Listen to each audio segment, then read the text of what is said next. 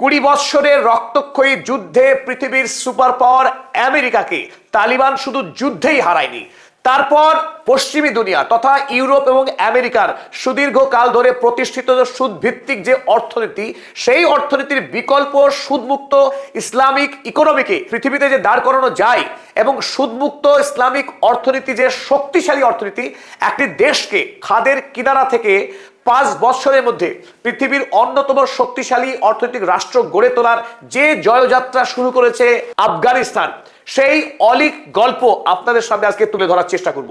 কোন অলিক জাদুতে তালিবান সরকার, যে সরকারকে রাশিয়া ছাড়া পৃথিবীর কোনো দেশ বৈধতাই দেয়নি, সেই তালিবান সরকার একটি সর্বহারা দরিদ্র ক্ষুধাপীড়িত আফগান জাতিকে নিয়ে, যে দেশে প্রাকৃতিক কোনো নদী নেই এবং পাহাড়ে ঘেরা অসমতল একটা দেশ, দেশের অধিকাংশ মাটি অনুর্বর, চাষের অনুপযুক্ত, সেই দেশকে কিভাবে মাত্র 6 বৎসরের ব্যবধানে গোটা দেশে রাস্তাঘাট, রেল লাইন, কৃত্রিম নদী খনন, একাধিক সুবৃহৎ প্রকল্পকে বাস্তবায়নের কাজে এগিয়ে গেছে তালিবান সরকার। এবং খুবই গুরুত্বপূর্ণভাবে ওয়ার্ল্ড ব্যাংক কিংবা ওয়ার্ল্ড মনিটারি ফান্ড পশ্চিমী দুনিয়ার কাছ থেকে কোনো রকম টাকা সুদে না নিয়ে, বিদেশি কোনো অর্থনৈতিক সাহায্য ছাড়া, বিদেশি প্রযুক্তি ছাড়া, দেশীয় প্রযুক্তি, দেশীয় টাকার উপরে ভর করে একটা দেশ 5 বছরে ইতিহাস তৈরি করেছে। কোন ইতিহাস? আফগানিস্তান বর্তমানে এমন একটি দেশ যে দেশের টাকার দাম প্রতি বছর লাফিয়ে লাফিয়ে বাড়ছে, যেখানে ভারত, পাকিস্তান, বাংলাদেশ, পৃথিবীর অধিকাংশ দেশের আমেরিকার ডলারের সাপেক্ষে দাম পড়ছে, সেখানে আফগানি মুদ্রার দাম বেড়ে চলেছে। পৃথিবী যখন দুর্নীতির সঙ্গে লড়াই করে হেরে যাচ্ছে, বাংলাদেশ, ভারত, প্রতিটা দেশের প্রধান চ্যালেঞ্জ যেখানে সরকারি অফিসের দুর্নীতি, করাপশন সর্বত্র, সেখানে তালিবান শাসকরা প্রমাণ করে দেখিয়েছে আজকের 21 শতকেও একটি দেশকে দুর্নীতি মুক্ত করা যায়। বর্তমানে আফগানিস্তান পৃথিবীর সেই দেশ যেখানে করাপশন রেট 0। আমরা যখন অন্ধভাবে বিশ্বাস করি উন্নতি মানেই পশ্চিম, আমেরিকা, ইউরোপ, আমেরিকা ইউরোপের টাকা ছাড়া, আমেরিকা ইউরোপের প্রযুক্তি ছাড়া পৃথিবীর কোনো উন্নতি হতেই পারে না।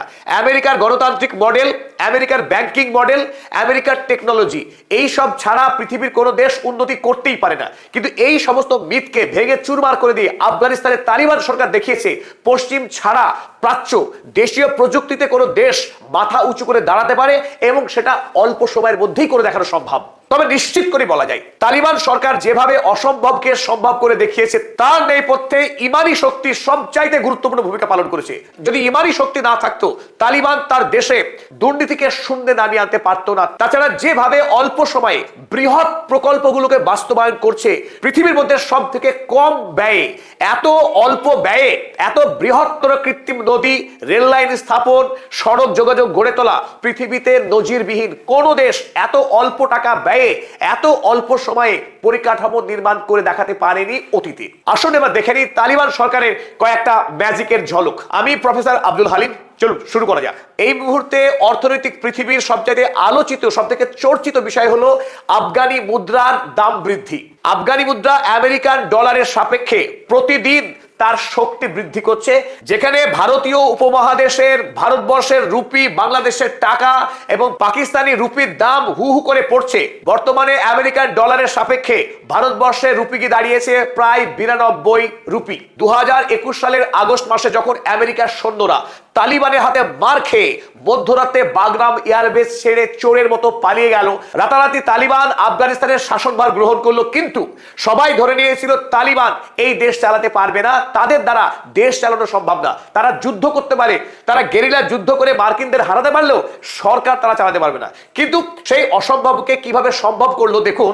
2021 সাল যখন ভারতের রুপির ডলারের সাপেক্ষে দাম ছিল 74 টাকা, সেখানে আফগানি মুদ্রার দাম ছিল প্রায় 77 টাকা প্রতি ডলারে।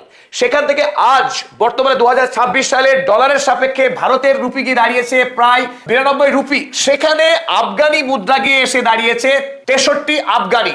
ভারতীয় রুপি যখন ধারাবাহিকভাবে ডলারের সাপেক্ষে সস্তা হয়েছে, সেখানে আফগানি মুদ্রা ভারতের থেকে সস্তা ছিল যে মুদ্রা, সেই মুদ্রা এখন ভারতের থেকে 1.5 গুণ দামি এই মুহূর্তে তালিবান সরকারের আফগানি মুদ্রা।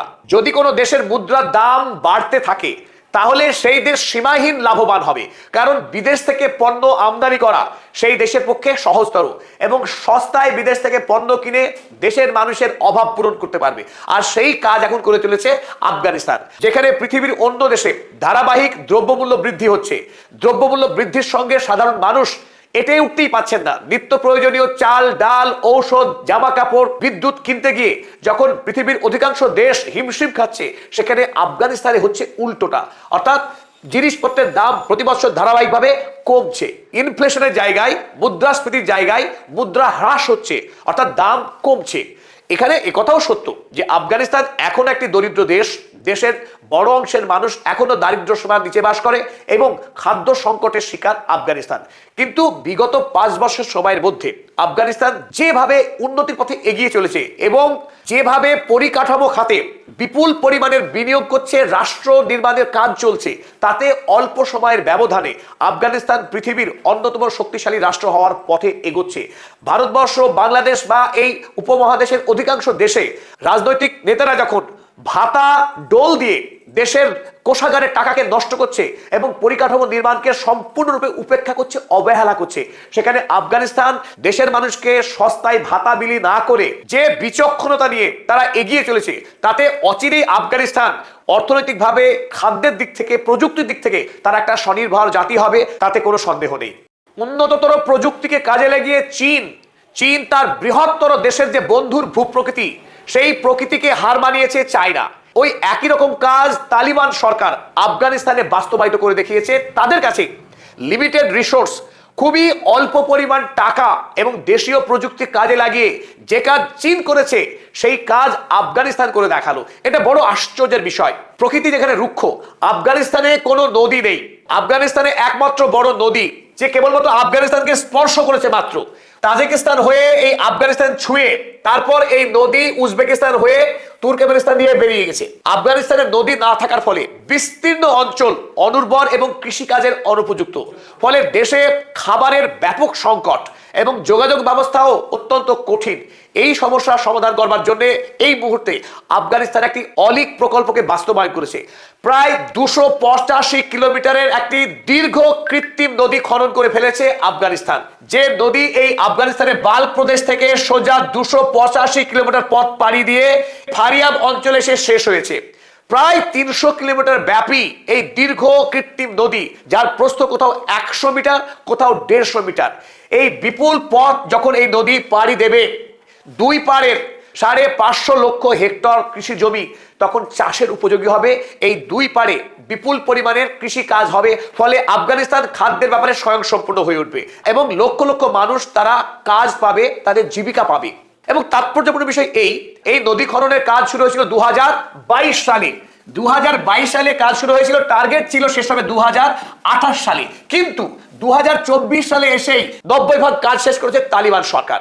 এটা পৃথিবীতে রেকর্ড। ধার্য সময়ের আগে কাজ সম্পন্ন করেছে এ বেনজির, বরং নির্ধারিত সময়ের পরে কাজ সম্পন্ন হয়। সেখানে আফগানিস্তান নির্ধারিত সময়ের অন্তত 2 বছর আগে এই কাজ শেষ করে বলে ধারণা। আর এই বৃহত্তর নদী খনন করতে গিয়ে অন্য দেশ হলে অন্ততপক্ষে 30 বিলিয়ন ইউএসডি খরচ হতো, সেখানে আফগানিস্তানে খরচ কত হয়েছে শুনলে আপনি বিশ্বাস করতে পারবেন না।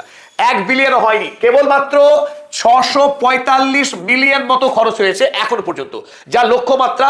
এই 645 মিলিয়ন থেকে বড় জোর খুব বেশি হলে 1 বিলিয়ন ইউএসডি খরচ হবে এই নদী খনন করতে। যেখানে সুয়েজ ক্যানেল খরচ করতে গিয়ে আমেরিকা, ইউরোপের তাবড়তোড় ইঞ্জিনিয়ার দীর্ঘ সময় প্রচুর খরচ করে সেই কাজ সম্পন্ন করেছিল গোটা ইউরোপ, আমেরিকা, মিশর মিলে। আর এই দুরূহ কাজ আফগানিস্তানের ভূপ্রকৃতিকে পরাস্ত করে আফগানি ইঞ্জিনিয়ারের প্রকৌশলে সাধারণ আফগানি যুবক তারা এই কাজ ইতিমধ্যেই প্রায় সম্পন্ন করার পথে। যদি দেশের মানুষের দেশপ্রেম না থাকে, সততা না থাকে, নিষ্ঠা না থাকে, এই কাজ কি সম্ভব? 285 কিলোমিটার বিস্তৃত খোসটেপা কৃত্রিম নদী যখন পুরোটা চালু হবে, আফগানিস্তানের পরিবহন, কৃষিকাজ আমূল বদলে যাবে। আফগানিস্তান বর্তমান পৃথিবীতে এখনো সেই বিরল গোত্রীয় দেশ, যে দেশে কোনো যাত্রী পরিবাহী ট্রেন লাইন নাই। এতদিন ধরে রাশিয়া আমেরিকা যে দেশে লুণ্ঠন চালিয়েছে তারাও যাত্রী পরিবাহী ট্রেন লাইন গড়ে তোলেনি আফগানিস্তানে, এবং আফগানিস্তান একটি স্থলবেষ্টিত দেশ, যে দেশে কোনো সামুদ্রিক বন্দর নেই। ফলে বৈদেশিক বাণিজ্যের ক্ষেত্রে আফগানিস্তানে কোনো মেকানিজম, কোনো যোগাযোগ ব্যবস্থা এতদিন পর্যন্ত ছিল না।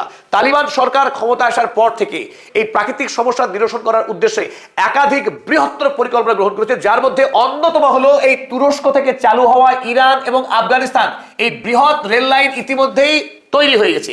বর্তমানে যে কাজ চলছে, এই রেল লাইন থেকে মাজারে শরীফ শহরকে যুক্ত করে এই রেল লাইন সোজা আফগানিস্তানের পর উজবেকিস্তান হয়ে চীন পর্যন্ত সম্প্রসারিত হবে। এই রেল লাইন সম্পূর্ণ হবার পর আফগানিস্তানের পণ্য সোজা চীনে পাড়ি দেওয়া অনেক সহজ হবে, এবং চীন থেকে বিপুল পরিমাণে পণ্য আফগানিস্তানে আনাও সহজ হয়ে যাবে। আর অন্যদিকে ইরান হয়ে তুরস্ক এবং গোটা মধ্যপ্রাচ্যের বাণিজ্যের দরজা খুলে যাবে আফগানিস্তানের জন্য।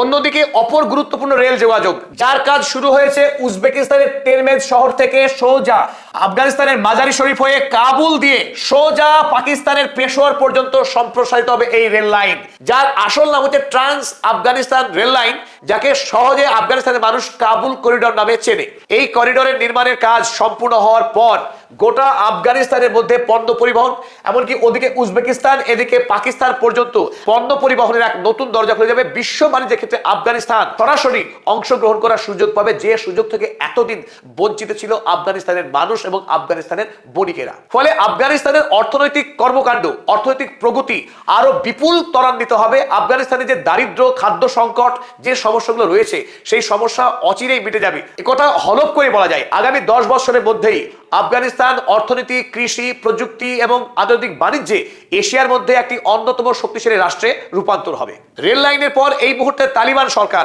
দ্বিতীয় গুরুত্বপূর্ণ লক্ষ্যমাত্রা ধার্য করেছে। সেটা কি?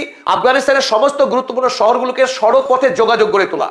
যে কাজ ভারতবর্ষে সোনালী চতুর্ভুজ প্রকল্পে কলকাতা, নিউ দিল্লি, মুম্বাই, চেন্নাই 4টে বড় শহরকে যেভাবে জুড়ে দেওয়া হয়েছিল, এবং এই প্রকল্পের পর ভারতবর্ষের আভ্যন্তরীণ বাণিজ্য যেভাবে ত্বরান্বিত হয়েছিল সেটা ইতিহাস।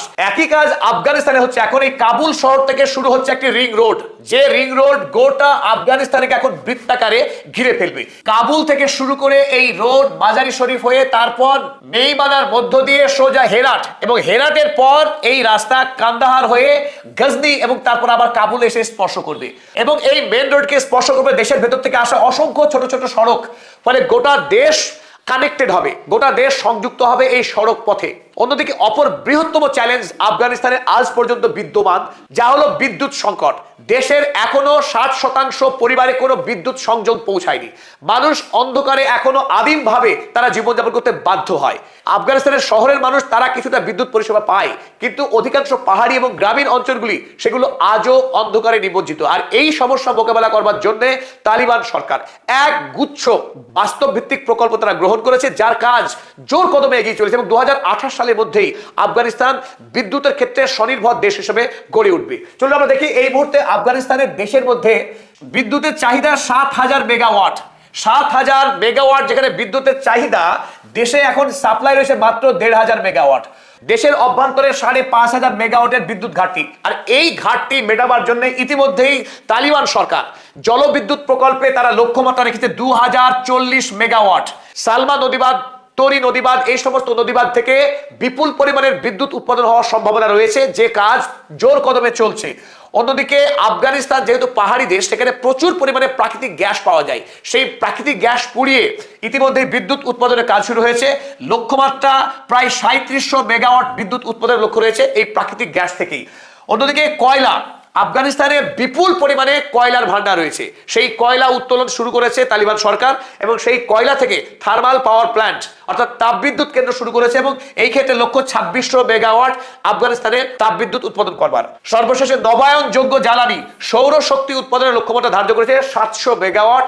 চীনের সঙ্গে একাধিক চুক্তি সম্পাদিত হয়েছে, এবং তারা আফগানিস্তানে এই সৌর বিদ্যুৎ উৎপাদনের কাজ ইতিমধ্যে তারা শুরু করেছে। ফলে যে পরিমাণ লক্ষ্যমাত্রা তারা রাখা হয়েছে, 9000 মেগাওয়াটের লক্ষ্যমাত্রা রেখে কাজ করছে আফগানিস্তানের তালিবান সরকার। ফলে আগামীতে 2028 সালের মধ্যেই দেশ তো বিদ্যুতের স্বয়ংসম্পূর্ণ হবেই, এমনকি উদ্বৃত্ত বিদ্যুৎ উৎপাদন হবে আফগানিস্তানে, যে বিদ্যুৎ আগামী দিনে কারখানা সম্প্রসারণের ক্ষেত্রে, নতুন কারখানা স্থাপনের ক্ষেত্রেও এই বিদ্যুৎ কাজে আসবে।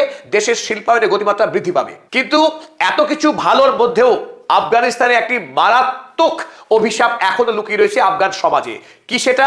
আফগানিস্তানে এই মুহূর্তে তালিবান সরকার ক্ষমতায় আসার পর আফগানিস্তানের 12 বছর বয়স পর্যন্ত মেয়েরা স্কুলে যেতে পারে, কিন্তু 12-র পর হাই স্কুল, কলেজ, বিশ্ববিদ্যালয় মেয়েদের দরজা বন্ধ।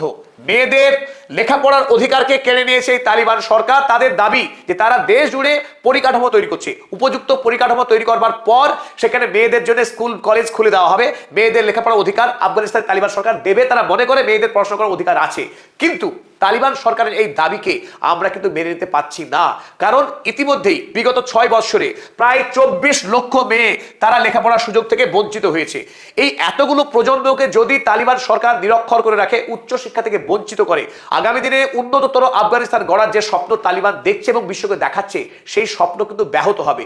অর্ধেক সংখ্যক মানুষ নারী, আর সেই নারীকে যদি উচ্চশিক্ষা থেকে বঞ্চিত রাখে তালিবান, তা আফগানিস্তানের জন্য কিন্তু শুভ নয়, মঙ্গল নয়। তাই আমরা চাইবো, গোটা পৃথিবীর মানুষ চাইছে যে তালিবান সরকার দ্রুততার সঙ্গে মেয়েদেরকে শিক্ষার আঙিনায় আনুক, উচ্চশিক্ষার অধিকার দিক, যাতে করে পুরুষ এবং নারী বৈষম্য মুক্ত ভাবে তারা শিক্ষার অধিকার পাবে, তারা কাজের সুযোগ পাবে এবং আফগানিস্তানের উন্নতিকে দ্বিগুণ গতিতে ত্বরান্বিত করবে এই আফগানি জনতা, আফগানি নারী, আফগানি পুরুষ নির্বিশেষে। এটা আমাদের প্রত্যাশা, এটা শুভ সমাজের প্রত্যাশা।